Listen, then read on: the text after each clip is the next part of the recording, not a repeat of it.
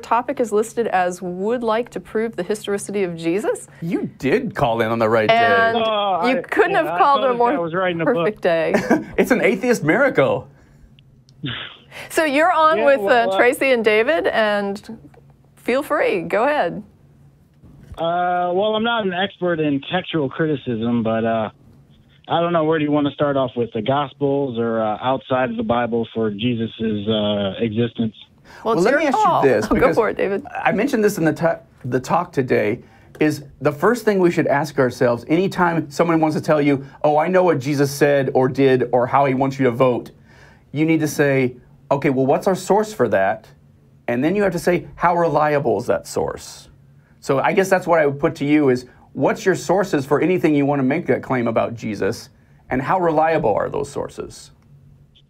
Well, for example, if you look at the emperor at the time of Jesus, he has only 10 historical sources in the first, after the 150 years of his life. But when we look at Jesus, we have 42. Hold on. Stop. Pump the brakes. When you say we have 42, first of all, that number is widely inflated. How many contemporary witnesses do we have to Jesus? How many non-Christian witnesses do we have to Jesus? That's a better question, because it turns out of all the lines of evidence that you can use to prop up any historical claim, not even about Jesus, but about anybody, John the Baptist, Julius Caesar, Alexander the Great, you've got to ask yourself, how many lines of evidence do we have to support this? And when you look at just the ways that you can support a claim, for most of those lines of evidence, Jesus has exactly 0 lines of evidence. And the one that he does have, which is, it's not the best kind of written evidence. It's not historians citing their sources and giving, critiquing views and weighing the evidence. It's the worst kind. It's anonymous Christian writers falsely passing themselves off as someone who existed years before them and from some other place, who are writing specifically without sources, claiming to be eyewitnesses, claiming to be talking to eyewitnesses, who are out there writing all this to convert you to Christianity. It's hard that are in a worse shape for Jesus. And that's true whether Jesus was real or not. The fact is, even if there was a Jesus, just weighing the state of the evidence we have for him, it almost doesn't even matter, because everything that we think we know about Jesus comes from sources that have nothing to do with anybody who actually lived in the first century. Okay, if you want to start with Pontius Pilate, we found his grave. Pontius Pilate existed. Correct. Correct. Now I'll go to... In fact, it's what we know about Pontius Pilate that helps us tell that the stories they're telling about him in the Gospels don't match historical reality, because the Pontius Pilate they paint a picture of is nobody who actually existed. Because we have lots of good sources on Pontius Pilate, and they all disagree with what the Gospels are saying about him. Well, we'll start with the Gospel of John. You don't believe John the Apostle wrote that? No, I don't think there was a John the Apostle. And actually, the real author of that isn't given as John the Apostle. It's given as the beloved disciple, the disciple who Jesus loved. And in fact, there's scholars out there who think it's actually the character of Lazarus who's supposed to be the beloved disciple, because that's the only other person in there that it specifically mentions Jesus loving. But it's funny you say let's start with John, because John is actually the last gospel to be written. And he's writing sometime in the early 2nd century. If you wanted to start with a gospel, we should start with the Gospel of Mark, because that was the first gospel that was written. And when it was written sometime right after the war with Rome, around in the 70s of the 1st century. All our biographical information ultimately comes from the 4 Gospels, and all our 4 Gospels ultimately come from that Gospel of Mark. Well, I disagree with that, because Mark, Luke, and Matthew are considered the Synoptic Gospels. That is exactly. You know what that means? John, wait, let's break that down for our audience. What that means that they're called the Synoptic Gospels, because I think yes, I could explain that. Please do. Most of the parables, most of the miracles, most of Jesus' life in Luke, Matthew, and what are we talking about? Luke, Matthew, and Mark. Those are like you got 30 of the same stories in those, because Mark was written for the Romans, Luke was written for the Greeks, and Matthew was written for the Jews. The reason Matthew was written for the Jews is because it's got most of the Old Testament prophecies in there. And he also corrects most of Mark's mistakes, whereas Luke tends to repeat them. But I wanted to talk about something in John that's very specific that I know that this is an eyewitness testimony. That's funny you say that, because even the Gospel of John says that we know this is true even though we're not eyewitnesses. But go ahead. I think I know where you're going with this. But do you know what a pleural effusion is? Let's come back to your synoptic problem first. But no, go ahead and tell us all what pleural infusion is. Well, in John 19:34, it says, when Jesus was dead, the guy put a spear into his lung and a bunch of blood and water came out. Yeah. Very specific, very specific. And very hard in reality. How would you know if blood and water came out at the same time? Just putting it out there. Because we can now confirm this with medical evidence. No, I'm not saying that. I'm not saying it medically it can't be done. What I'm saying is if you are an ancient person poking a hole into somebody and they say blood and water came out, how would an ancient person know that that was happening?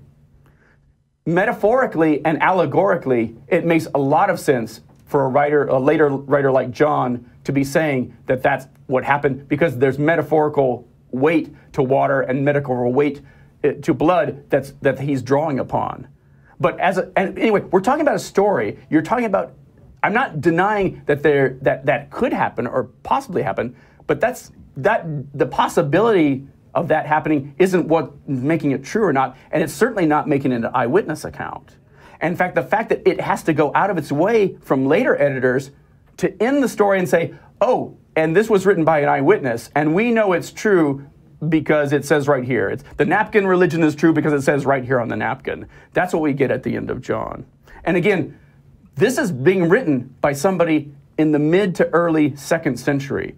It could not have been written by anybody who was alive when Jesus was alive.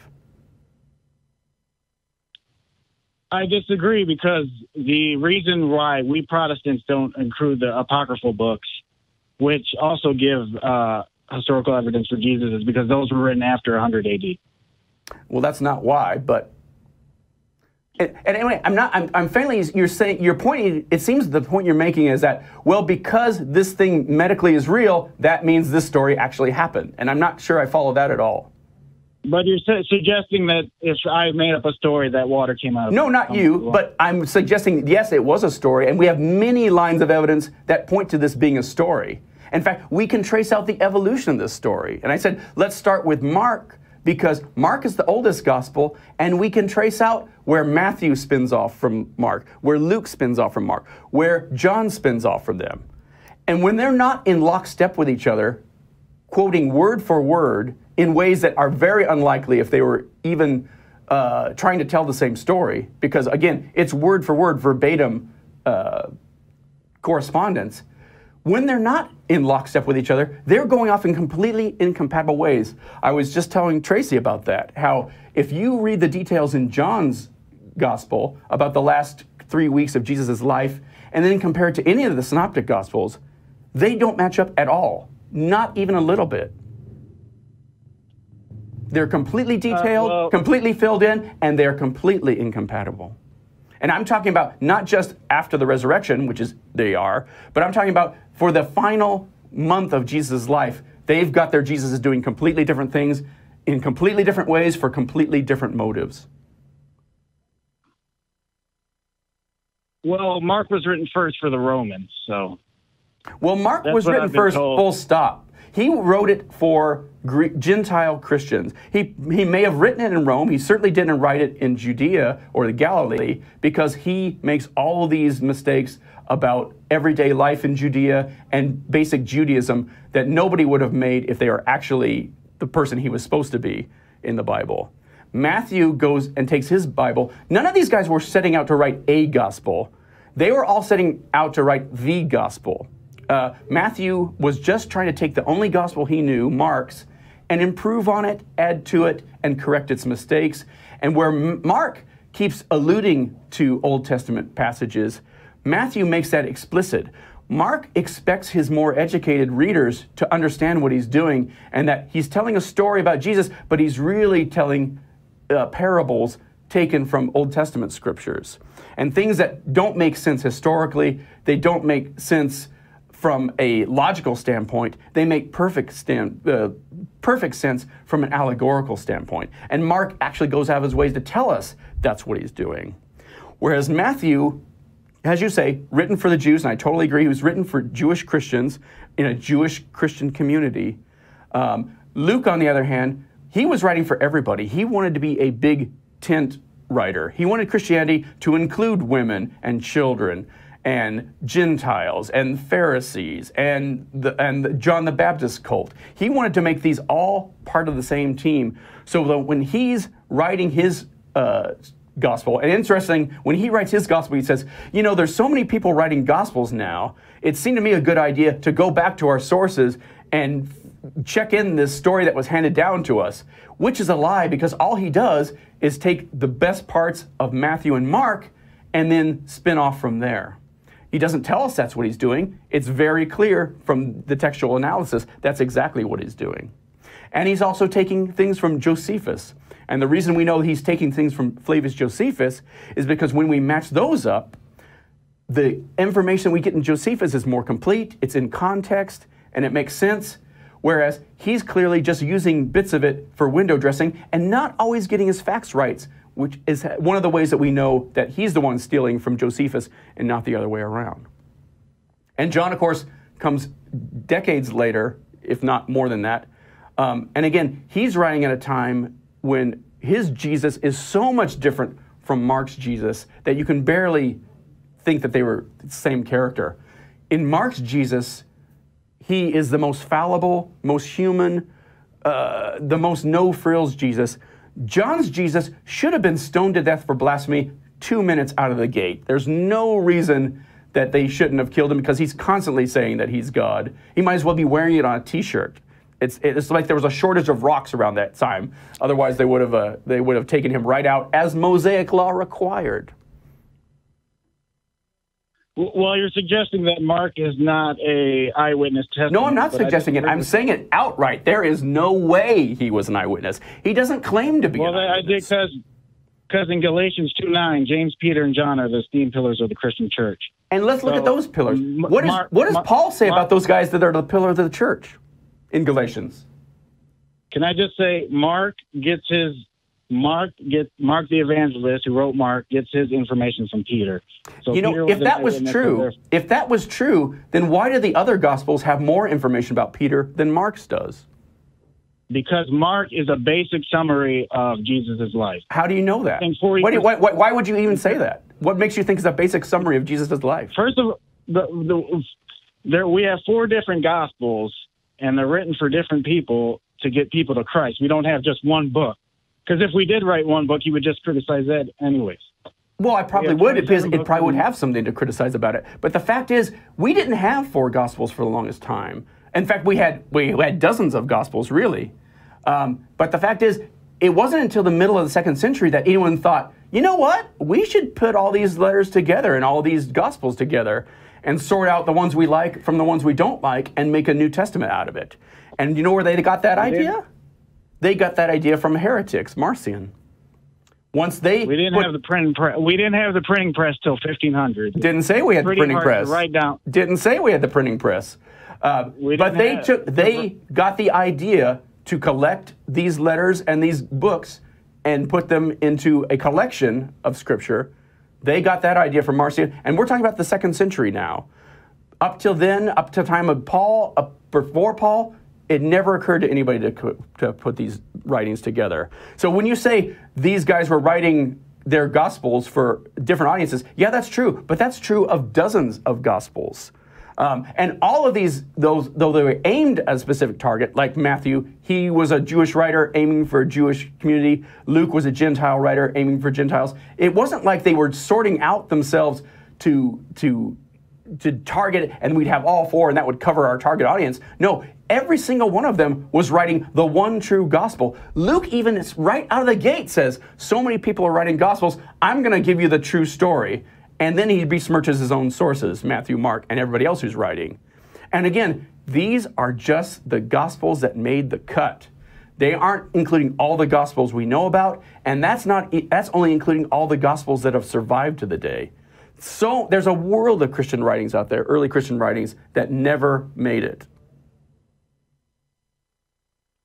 Well, we could start with, a lot of people don't know the history of the early Christian church. You were preaching to the choir. 300 years, for the first 300 years of Christianity, it was considered a cult.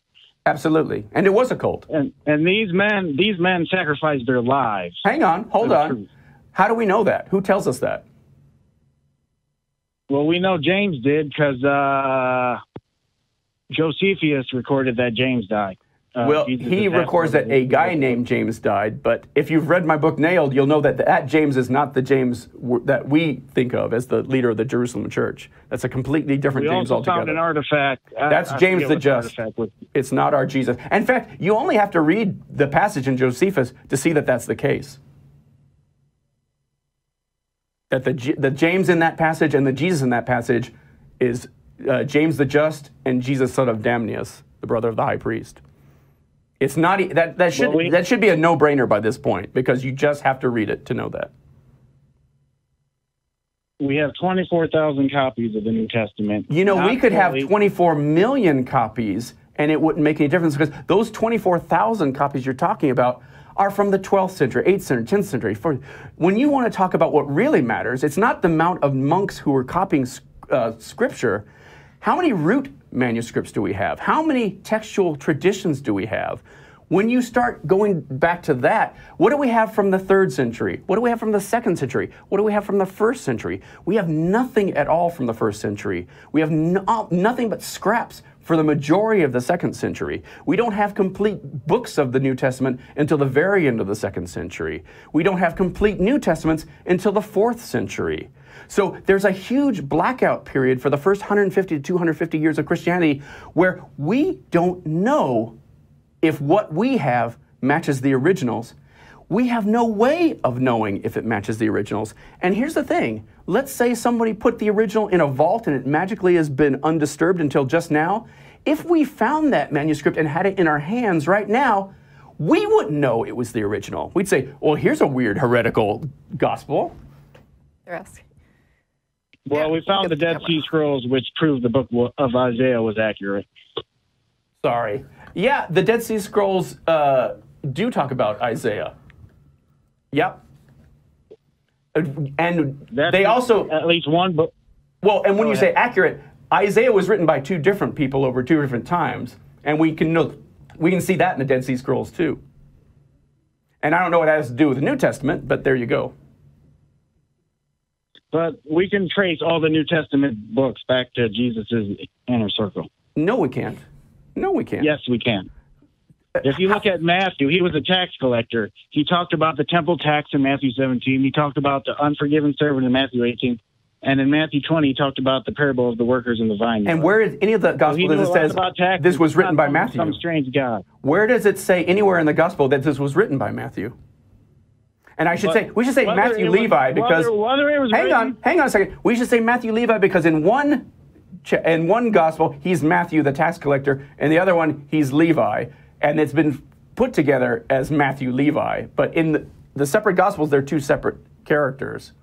And in fact, there's no, when you take out all the apostles, including the ones who are evangelists, there is no single Christian document, full stop, that agrees on who the apostles were. Not a single one. They're all put together. They're all put together by slapping together the 4 gospels we like, and then saying, well, this guy must have had 2 or 3 names, and doing it from there. You mentioned the leaders of the Jerusalem church, and I wanted to come back to that because, yeah, we do have the leaders of the Jerusalem church, and you didn't answer my question. What does Paul say about those guys? Everyone says, oh, in Galatians he says that James is the brother of the Lord. He's Jesus' brother. Well, no, he's not Jesus' brother. He's the brother of the Lord. And what does Paul say about him? He says all those guys are false Christians. He doesn't agree with them for a minute. The whole book of Galatians, the letter of Galatians, is talking about his run-in with these guys who he calls false Christians. How do you talk about Jesus' friends and family like this? It seems like all the arguments you're making are, well, the gospel says this, and therefore we know that. But you're not saying, well, who wrote these gospels? How do we know that Matthew wrote this gospel called Matthew? Because the gospel of Matthew doesn't say that Matthew, wrote this. In fact, it says things like, oh, and this story was told around, and the Jews believe it to this day. All the gospels have giveaways that there's anachronisms that they're writing long after the time they admit that the story is set in. It's like you're trying to say, well, Gandalf said that Frodo had the One Ring, so we know that was true. Well, we know the Gospel of Matthew is correct because the Massacre of the Innocents, when Herod did that, when we look at sources outside of the Bible, it proves that he killed his own kids and one of his wives. Well, he definitely killed his own kids and one of his wives, but we don't have we have no corroboration for the Massacre of the Innocents. And that's a very weird thing to leave out because the same guys who told us that he killed his wife and his sons, they loved picking dirt on Herod the Great. They would have no way they would have missed something like, oh, and he just happened to massacre all the boys born in Bethlehem for over 2 years. And honestly, if he did that, well, then how did John the Baptist survive? Because he was born around then too. But anyway, the point is, you say these things have historical corroboration. You can't point to the same book and say they have historical corroboration. And when you look at when you look at the corroboration, what they're corroborating is not what you say they are. Tacitus mentions Jesus' crucifixion.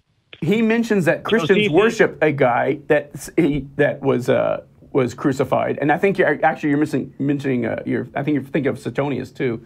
But all these guys, and I go through all these alleged witnesses in my book, Nailed. In every single case, we're talking about 2nd and 3rd century figures talking about Christians and what Christians are saying. And Bart Ehrman, who's he's with you that there was a real Jesus.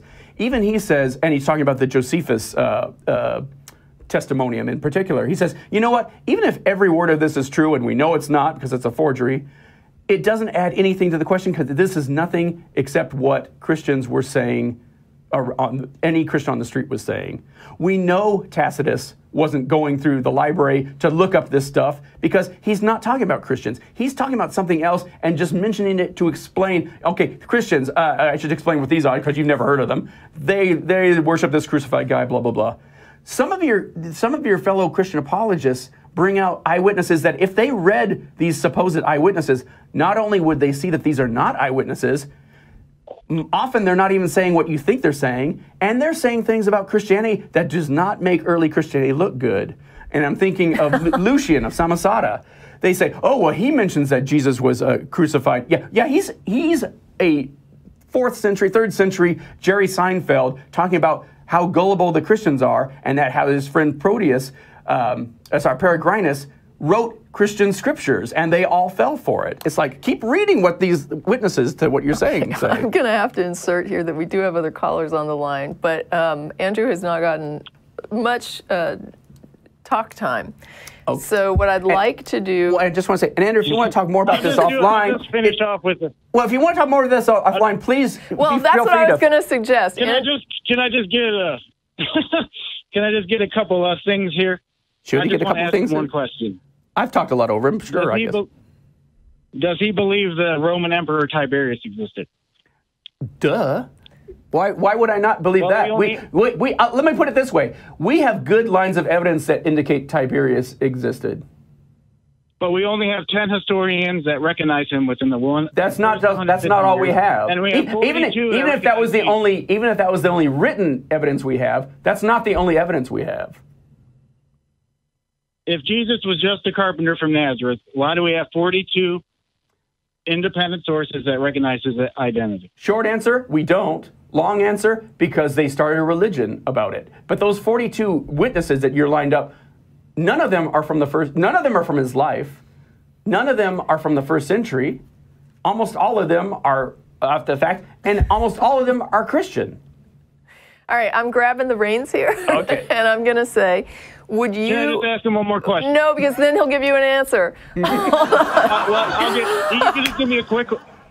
What I'd like... Wait. Please let me just insert my solution here so that we can move on to another call. What I was going to do is ask David, would you be amenable to engaging at our blog with the people who might have questions for you about the conversations today? It would be my happy privilege to do that. Okay, so Andrew, you can ask David questions at the blog. I'm going to just warn people. And everyone can see it on the blog? Yeah, it's going to be visible on the blog. So Andrew, you're welcome to come. There's an open show thread at the Atheist Experience blog that will be specifically for this show.